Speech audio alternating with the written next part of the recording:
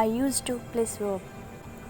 Used to will explain something which is done in the past.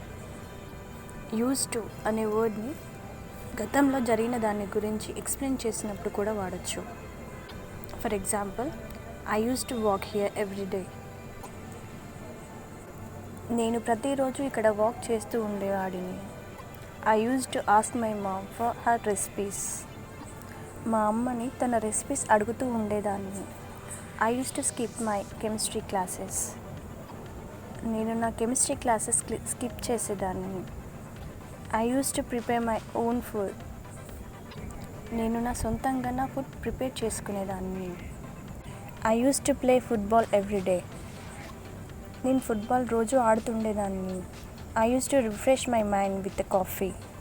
కాఫీతో నా మైండ్ని refresh చేసుకునేదానిని.